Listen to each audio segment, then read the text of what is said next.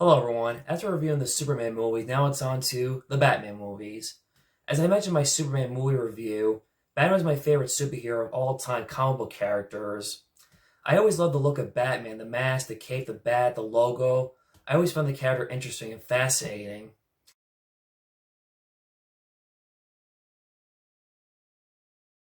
Just like Superman, Batman has been around for over 80 years.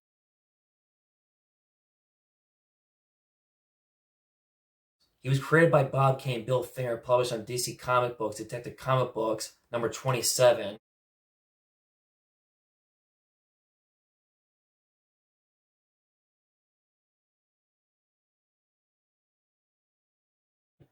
Radio shows, TV serials, the 60s show with Adam West,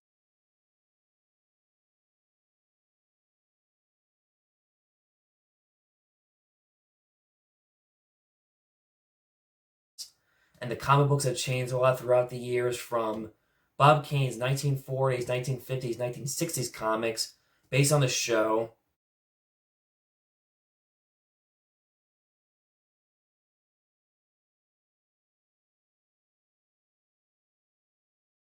The 70s and 80s Batman Darker comic books with Dennis O'Neil and Frank Miller's graphic novels like Batman Year One and the Dark Knight Returns comic books.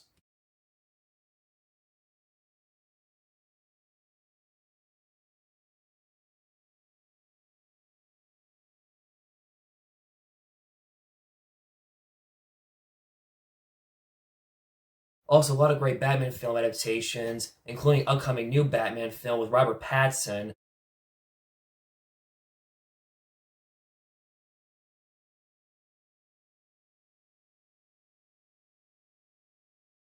Looks very promising in redemption for Twilight.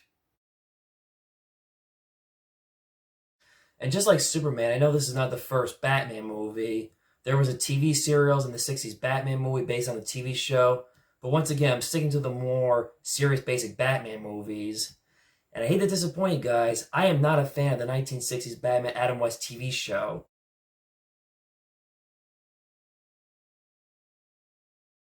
And yes, I know what you were going to say, but the 60s Batman TV show is supposed to be goofy, campy, and funny.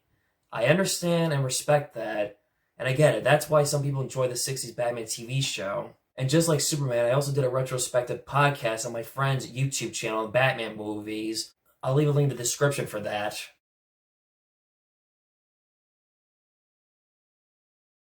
Also, just like the first Superman movie with Christopher Reeves, this movie was also in development hell for a decade from the 1970s until the 1980s. In the 1980s, after Frank Miller's success with Batman Year One, the Dark Knight Returns graphic novel,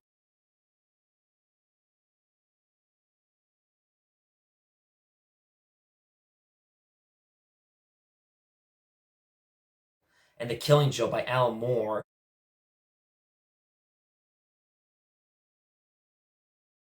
those comic books really revolutionized the Batman comic books, and fans really wanted to see a more serious Batman film at that time.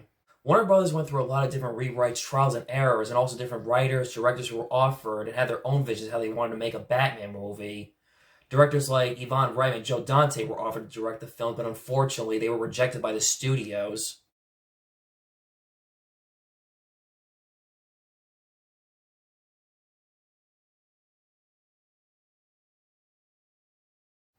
Especially at the time, they were like well known for like doing films like Joe Dante did Gremlins and Ivan Reitman did Ghostbusters.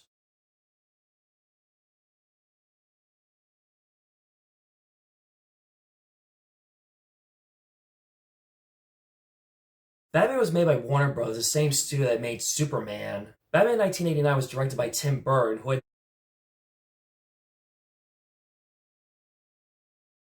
this time had directed short movies for Disney like Vincent and Frank and Weenie.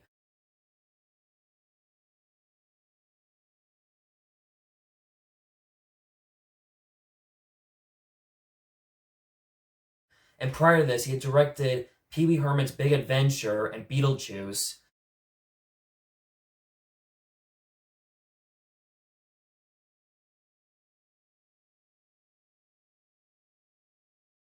He would go on to direct movies like Edward Scissorhands,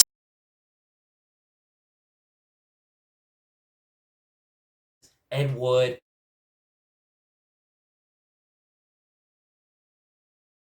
Mars Attack,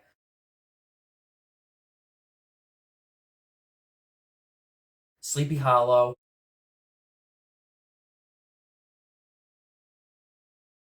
Big Fish, and Corpse Bride.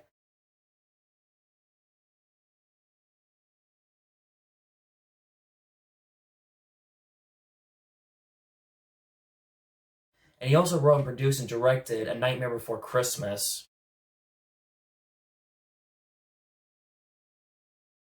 The movie was produced by John Peters and Peter Guber.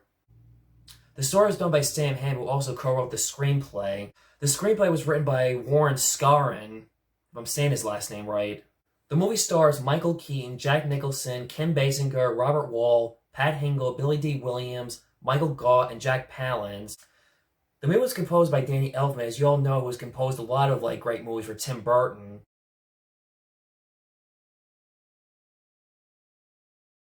The film was released on June 23rd, 1989. The film grossed $411.6 million at the box office. The story of Batman 1989 is very simple origin storytelling of Batman, who as a little kid witnessed his parents' murder in an alleyway right in front of his eyes coming home from the movies. Bruce Wayne grows up to become Batman to fight crime and put fear into the hearts of his enemies. The Joker seizes control of Gotham's underworld. Batman must stop the Joker's worst nemesis and protect his secret identity from the woman he loves, Vicky Vale. This is another great comic book movie. It's one of the best Batman film adaptations. It's also one of my favorite Batman movie and comic book movies of all time. What I love about this movie, Tim Burton did a great job of keeping it simple by paying tribute to the original Bob Kane and Bill Finger comic books. I love how dark this movie is and how Batman is so cool in this movie. It's the way Batman should be. It also gave Batman fans a different perspective at the time. This movie seen how dark Batman should be, and how people forgot about the Adam West 1960s TV show at that time. As a little kid watching this movie, the opening scene when two thugs rob a family in the wrong place at the wrong time.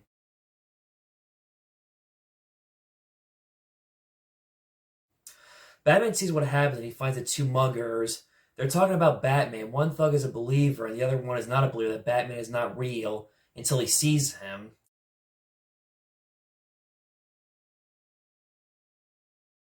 He flaps his cape, jumps down to stop the thugs.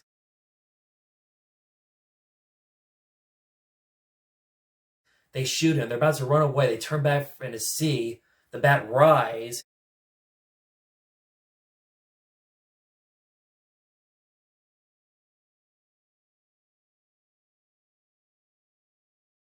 And he kicks one thug. The other thug tries to get away.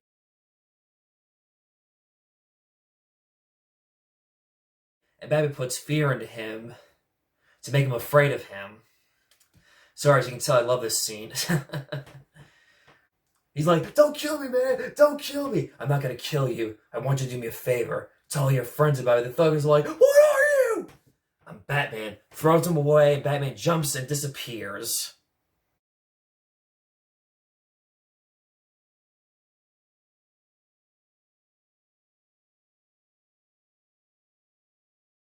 He jumps and disappears into the night. As a little kid, this was a scene I remember telling my mom to rewind it over and over again on VHS tape because I thought the scene kicks ass and it was cool and awesome.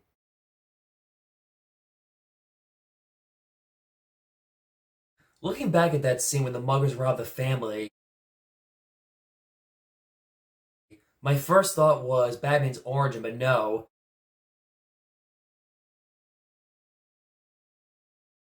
It was some other random civilian family that got mugged by some thugs. Also, the Axis chemical scenes is another one of my favorite scenes when Batman drops Jack Napier and becomes the Joker.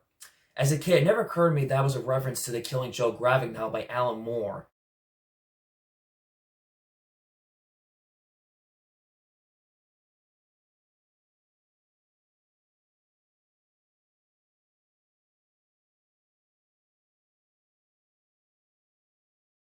Also, as a kid growing up, it never occurred to me that I would think how the original Joker in the comic books had no origin background story until the Killing Joke comic book.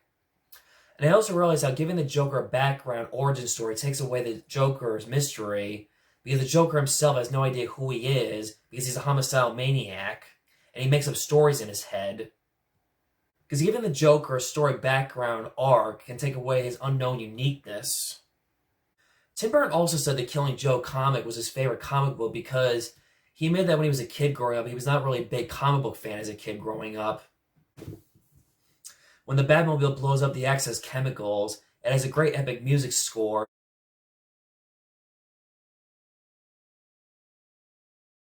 Just when you think Batman killed the Joker, nope, the Joker got away.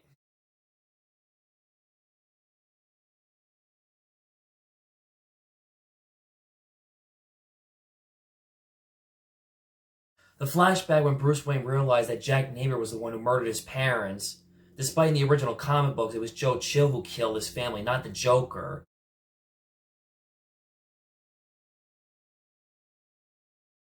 I'll admit, as a kid, I did not give that much of a thought. It was a minor flaw. At this point, I'm used to having seen the movie so many times. At the same time, I understand the flaw behind this part.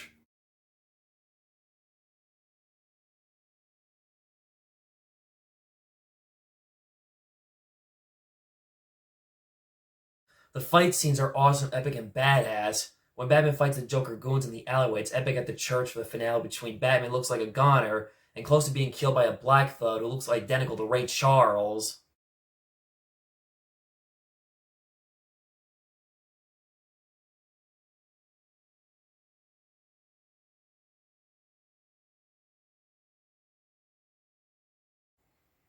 And we finally see him confront the Joker because he murdered his parents, but debate on whether or not if Joker died or survived the fall.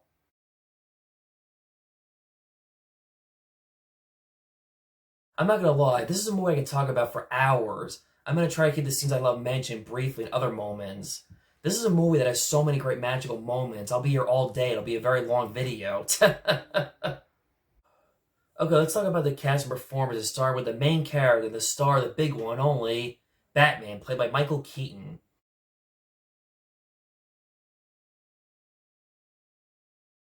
Before I talk about his performance in this movie, I want to mention how when Michael Keaton was first cast in this movie, no one at the time imagined that Michael Keaton, who at the time was known for his comedy career at the time, for movies like Mr. Mom, Johnny Dangerously, and Beetlejuice.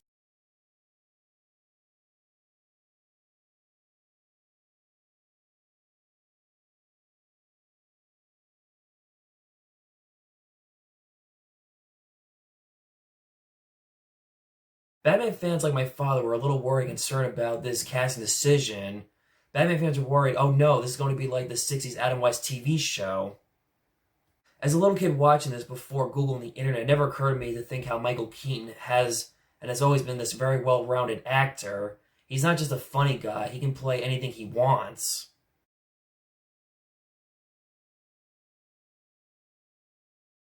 As Tim Burton once said, he's not a big, bulky guy like Arnold Schwarzenegger, but he had the right acting ability and personality to play Batman. That opening scene when the movie came out, fans were like at a shock and awe, like, wow, he's awesome and amazing in this movie. Which he is. Michael Keaton is just great in this movie as Batman. He was just phenomenal. He's great as Bruce Wayne, charming, charismatic, and a ladies' man.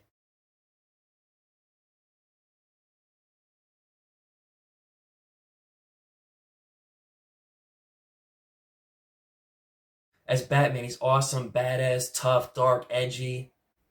Also, one thing I like about him as Bruce Wayne is his facial expression, the look on his eyes of sadness, tragedy, of how he lost his family. When he goes to the alleyway where his parents were murdered, leaves the rose as a reminder of how he has not forgotten why he became Batman, and how he'll avenge their deaths and find the one who murdered his family.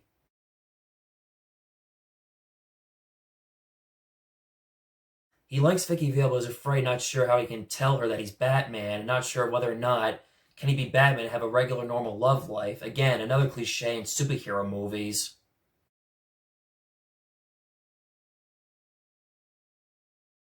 Another person who really steals the show in this movie is not the main big stars, Jack Nicholson as the Joker.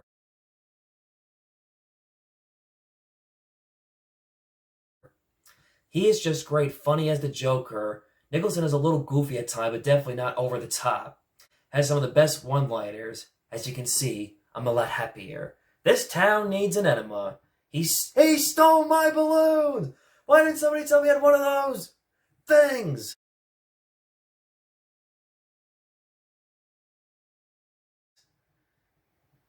If we can't do business, why don't we just shake hands?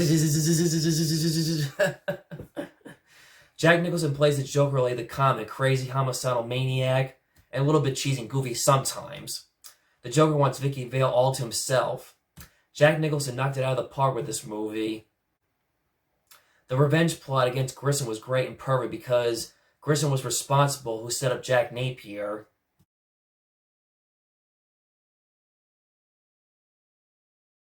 As I mentioned before, the Joker being the one that kills Batman's parents, even writer Sam Head admits that was not like his idea. Tim Burton forced him to put that in the script. And I'm not gonna lie, I kind of wish that they kind of like just made Batman's like killer of his parents like an unknown thug instead of the Joker being the one killing his parents. Still, Jack Nicholson great and awesome in this movie to watch. Never gets tired and old of like rewatching his performance as the Joker over and over again. I have to say, I kind of wish like in this like series, the Tim Burton Batman films, I wish they had saved in a sequel where Batman like finds the killer who killed his parents. Because I remember there was a comic book in the old Bob Kane, Bill Finger comics where Batman found the man who killed his parents. But I don't remember like which issue that was. I'll have to look that up later and post a photo of that.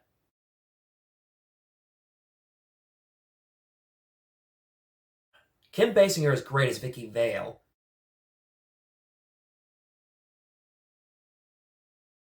She's independent, she loves Bruce Wayne, and really interested in getting to know more about him. But Bruce would not let her in his life. Poor Vicky for being stood up and lied to, and Bruce could not make it to dates because he had to go out as Batman and fight crime. The apartment scene when Bruce is trying to tell her he's Batman and is interrupted by the Joker. When you think about it, Vicky Vale kind of screams at a high-pitched voice like in a horror movie or so. Bob's Joker's side henchman is like Alfred in a way when you think about it. Also, why did he kill Bob after knowing about the balloons? Then again, the Joker's a crazy guy. So much for being a number one guy. You are my number one, and I. Also, how did Batman miss shooting the Joker when he was on the plane? I mean, literally, was it that hard to miss, I guess? It's not like Batman was trying to shoot Roadrunner. As I mentioned before, the Joker being the one responsible behind murdering Batman's parents, as a kid before I read the comic books, I thought this was how it was done, not realizing how the comic books were different. It was a mugger named Joe Chill who killed his parents.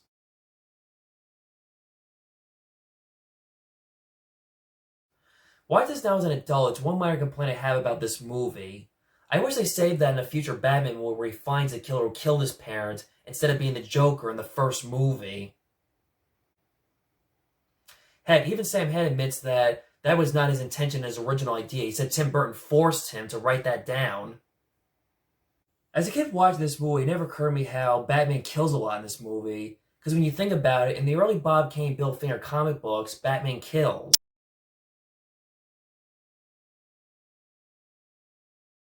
This part does not really bother me that much because when you think about it, I've read and watched different Batman shows or movies where Batman either kills or does not kill because there are some Batman comics and movies where it's his number one rule, no killing. Robert Wuhl's character as Alexander Knox was good.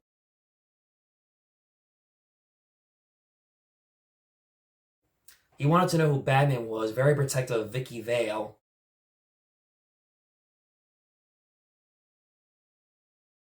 They originally wanted to kill off this character and originally wanted to have a love triangle between Bruce Wayne and Vicky Vale. That could have been interesting, but it's a shame they did not bring him back in any future sequels. And this character was not even in the comic book. They just made him up for the movie. There's a part in this movie when he comes into work, someone draws a picture of a bat, making fun of insulting and believing that Batman is not real. Knox's response is very funny. You should have more gore into the fangs. And he walks away and says, "What a dick."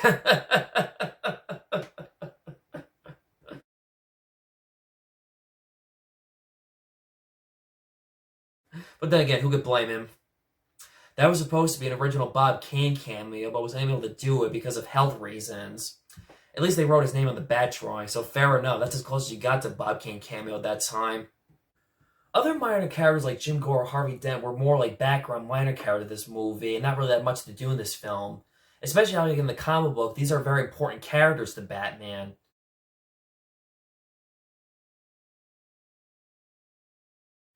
Pat Hingle and Billy D. Williams were good, and okay, but they're just like, they don't really do that much in this film. There's really not much to say about their performances in this film. Because they're like more like Sign or Mike characters in this film compared to the comic books of like Jim Gordon and Harvey Dent. Michael Gough was great as Alfred, very loyal to Bruce Wayne.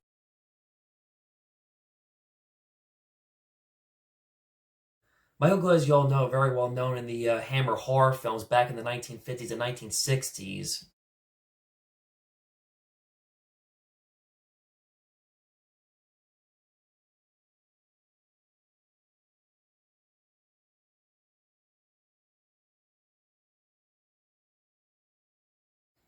The one thing I'm very surprised about in this movie is when Alfred shows Vicky Vale the Batcave. I'm surprised Bruce Wayne did not fire Alfred after that.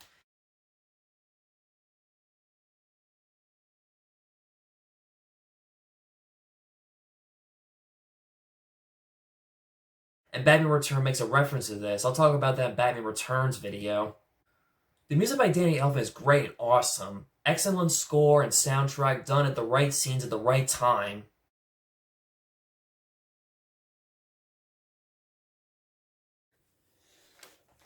Okay, so what are your thoughts on Batman 89? Well, Batman 89 is a very uh, personal type of movie for me because I was always used to the Batman television series. So there was not a serious look at Batman on film. And when I first saw this movie, which was in the theater, I was really impressed by it, especially by the sets, Michael Keaton's performance, his costume, which was actually something that was very different.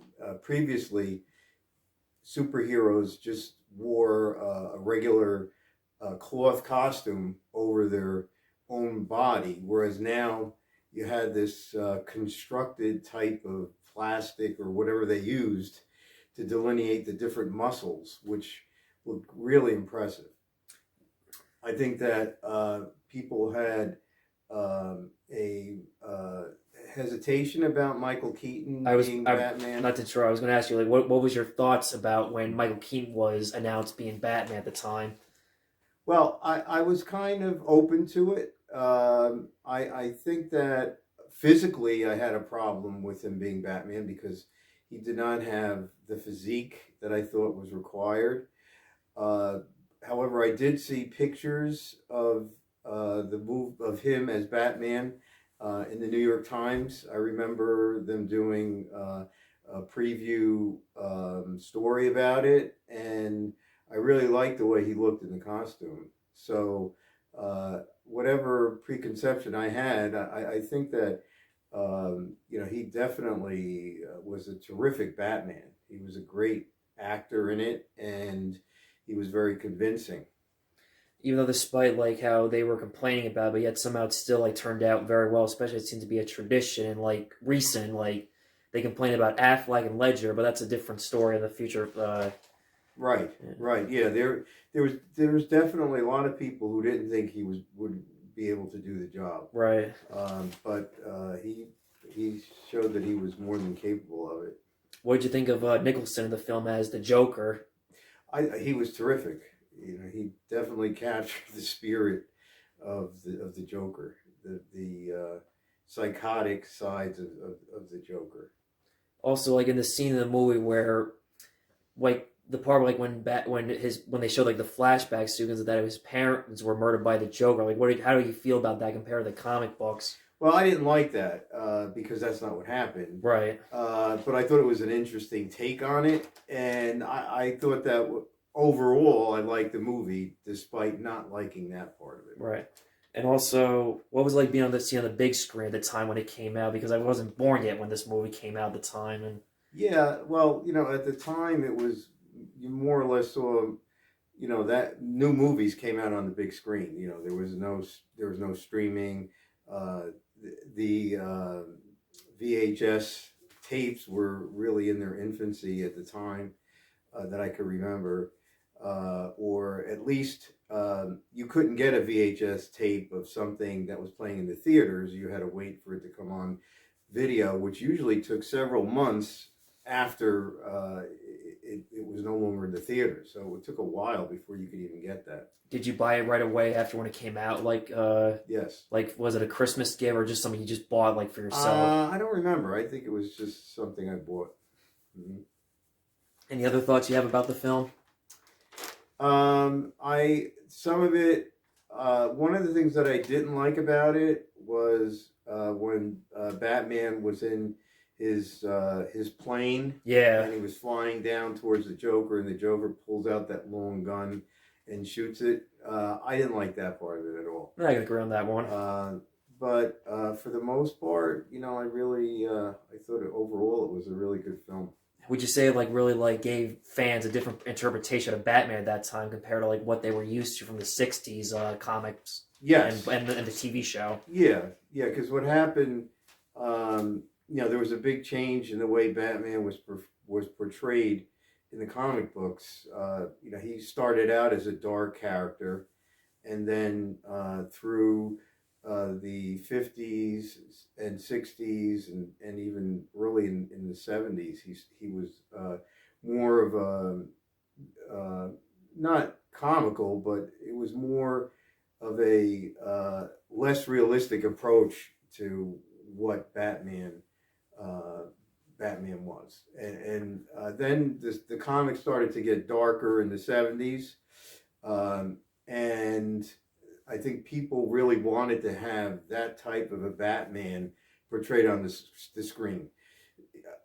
I know a lot of people think that Adam West and all that wasn't very good, and for what it was a campy send-up of Batman, and for that I liked it. I mean, at that time, that's the only Batman that we had. When I was a kid, it was Batman on the screen, and we loved that, so that's the only thing we had. You probably joked to yourself, I lucked out, my generation lucked out with Keaton and Christian Bale and other Batman actors. Yeah, it's a completely different approach to it. Did you also, before, when the movie came out, did you read, Frank Miller's graphic novel, Year One and The Dark Knight Returns? Yes. Mm-hmm. What did you think of those comic books? They were fantastic. I thought The Dark Knight Returns was amazing. Any final closing thoughts, or? No, I think that that the 1989 Batman will always have a place, an important place in the history of Batman, and Joker, as portrayed by Jack Nicholson, will also. Heath Ledger's, interpretation was. Well, actually, say that for Dark Knight. Okay. Yeah. Sorry, not to cut you off. All right. So that was my review of Batman 1989. Hope you liked the video. Subscribe, that notification bell to get the latest updates on my YouTube channel. And I'll see you next time for my next review, Batman Returns.